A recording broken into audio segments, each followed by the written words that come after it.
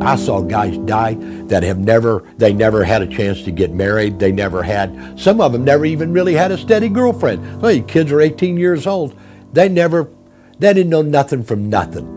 You know, some of them, I met them from all over, out of Chicago, off the streets of Chicago, tough kids. I met kids off the farm that they were so naive, they didn't know nothing from nothing. And guys from every walk of life that you can imagine, the Army gave them more clothes than they ever owned in their life. I've seen them all, I've been around them all. And the worst thing about it in Vietnam is after you've been there for several months and you survived, young and new guys come in, and you don't want to hardly know their names because you don't know if they're going to make it or not, and you don't want to get too attached to them. Guys die and they're killed, and after the battles are over, you come back and we shine their boots, and we have a 21 gun salute for them, and you know, but they're gone, man. And guess what? There's a Western Union going to go to their mom and dad's house and says, your little Johnny was killed day before yesterday or whatever in Vietnam. And, you know, that's a tough thing. All the guys' hopes, dreams, everything else is gone in an instant, and it's over.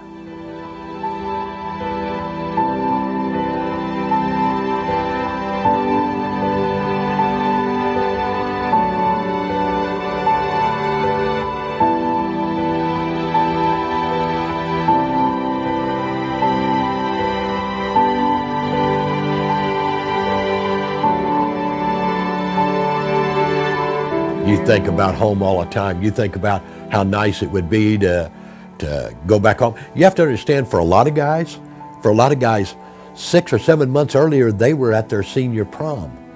You know, they got drafted, they went to basic training for 8 weeks and then AIT for 8 weeks, and they were in Nam. If you knew a guy that was 22 or 23, we called him Pops. We were all 18 or 19, almost all of us. And here all of a sudden they are in a place where people are trying to kill them, and they're seeing people get killed, and they're having to kill people. And there's something about it when you have to kill a man. It is up close and personal, and the firefight's on, and it's whoever has the best, can get the most firepower out the fastest, that's who wins. And guys are going to get hit. You hear guys screaming, guys are getting hit. Battlefields are real noisy places, and guys are getting shot, guys are getting, you know, grenades are being thrown back and forth on a battlefield. Yeah, you hear them call for mama and God almost always. And they call for their mama because I think for some guys that's the closest attachment, you know. They're dying. You know, they've got moments, seconds to live.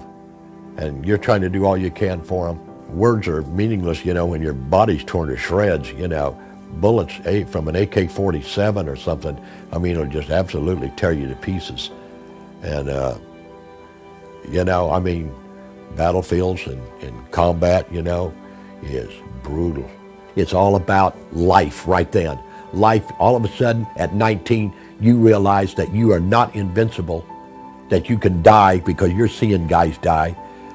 And all of a sudden, you realize that how precious life really is.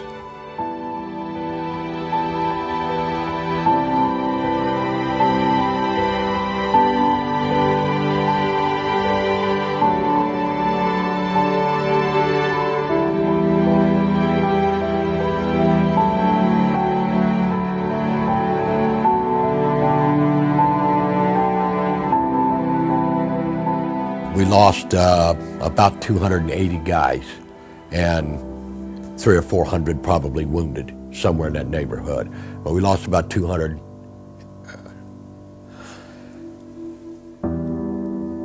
We lost about 280 guys. And that part's always difficult to talk about. Losing your buddies was something that was extremely difficult. I still see their faces today. I still have nightmares about them. And that's some of the help that the veterans hospitals try to give, you know, and they try to give us help, you know, as far as getting beyond that. You never will. You know, once you're wired for that, I mean, it's there forever. And you become, you lose buddies. They go on missions with you and you lose them and there's nothing you can do. The problem of it is you don't have time to stay and grieve them. And you lose them, but the mission comes first. Doesn't matter how many guys are left.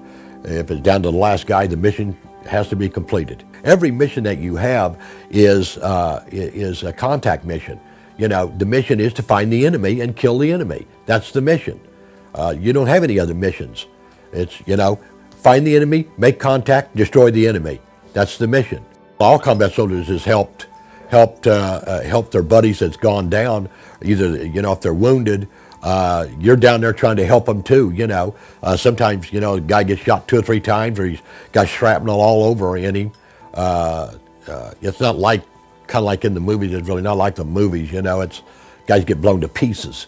And, there's pieces and parts of people all over the place. And I've been in some fights where, afterward you'd walk around and I literally picked one of my buddies' boots up and it still had his foot in it.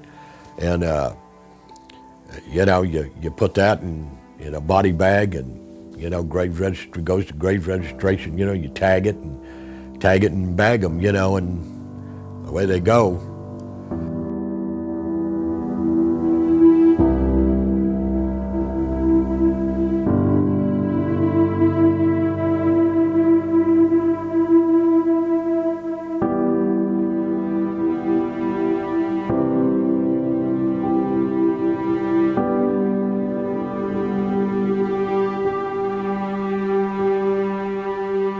You're never going to be the same again. And at 19 years old, when you come out of Vietnam, you don't feel 19, you feel 40. Yeah, it changes you forever. And there's things going to stick with you that's going to be there forever. I read a book one time, it was called Once a Warrior, Wired for Life. And it does, it wires you for life. I've seen guys do acts of bravery in combat that cost them their life. They didn't specifically do it for America. They did it for their buddies. You're not thinking about Betsy Ross and all that, but you're thinking about those buddies right there that we could absolutely trust with our life. We truly could trust them with our life, and we counted on them every day, and we counted on each other. And life is so precious in that aspect. And on some missions, before some missions, like Operation Cedar Falls and Junction City, they had priests come out and they prayed for us and gave us the last rites and all that, and Kopamea, Moxie Kopamea, good luck to you, may God go with you. And away you go. It's the last thing on earth that I want to see is a war ever, because I've been in one. I know what it's like. I know what it's like day in and day out. When I went to the Iron Triangle, I stayed in there for 3 months without coming out. No change of clothes, no hot food, no shower, no nothing. Stayed in the bush and just stay in there and just keep getting missions over and over and over, and they're always the same thing. Search and destroy, make contact with the enemy, hold contact, make contact, destroy.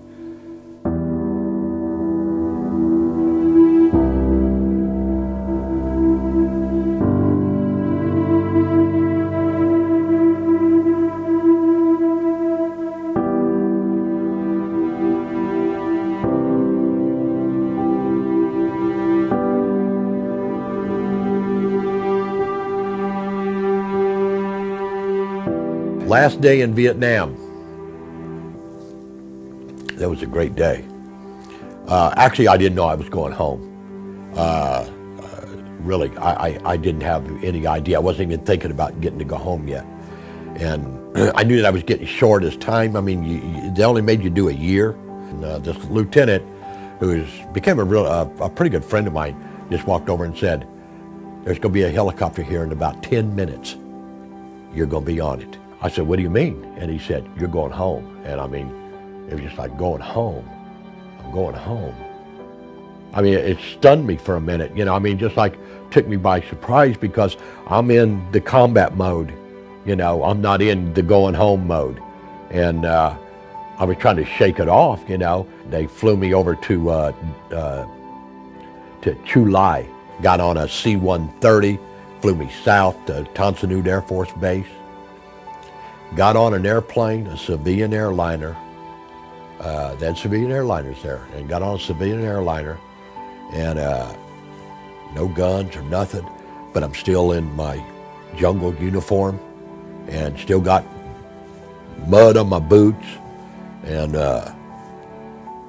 away we go. We take off and we fly in the air. We get to Japan, take on fuel, and head for the States. They flew us into Travis Air Force Base, Vacaville, California.